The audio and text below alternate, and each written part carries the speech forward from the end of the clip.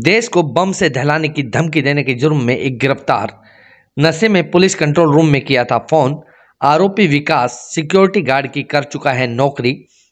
Lockdown के दौरान हुआ था बेरोजगार। मुफलिसी के चलते पत्नी से झगड़े के बाद दिया घटना को अंजाम।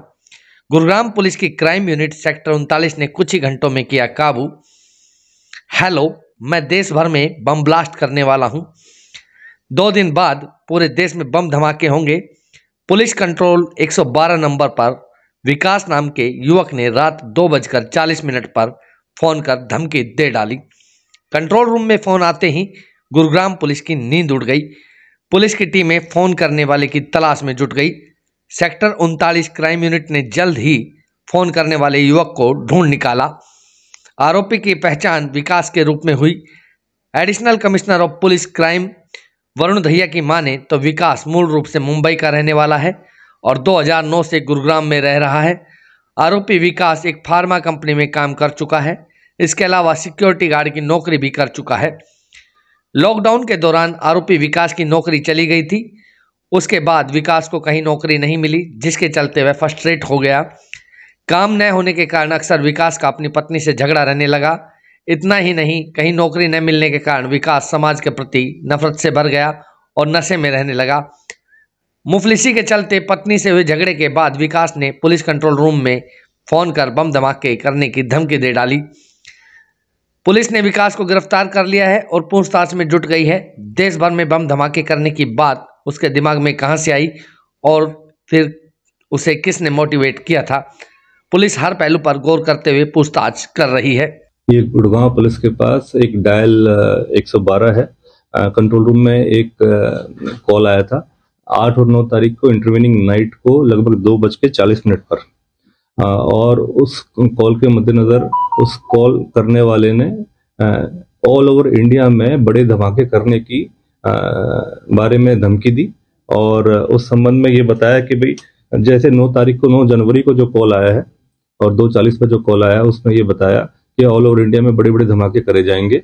और उस संबंध के अंदर 2 दिन बाद लगभग 11 तारीख को तो उसमें कार्रवाई करते हुए हमारी पुलिस स्टेशन जो सिविल लाइंस के अंदर केस रजिस्टर्ड करा गया है संबंधित सेक्शंस के अंदर।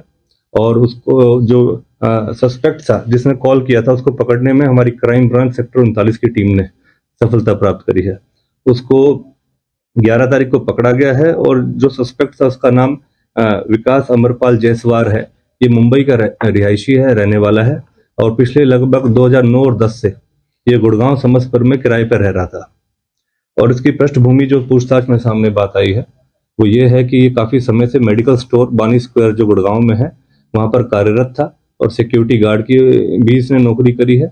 और क्योंकि जो अभी कोविड का जो टाइम आया था तो पोस्ट कोविड इसकी किसी कारणवश नौकरी चली गई और ये फिर नशे के आदी पड़ गया, काफी नशा करने लग गया और अपनी वाइफ के साथ ये रह रहा था और वाइफ के साथ काफी अनबन रहनी शुरू हो गई क्योंकि ये काम नहीं कर रहा था काफी समय से।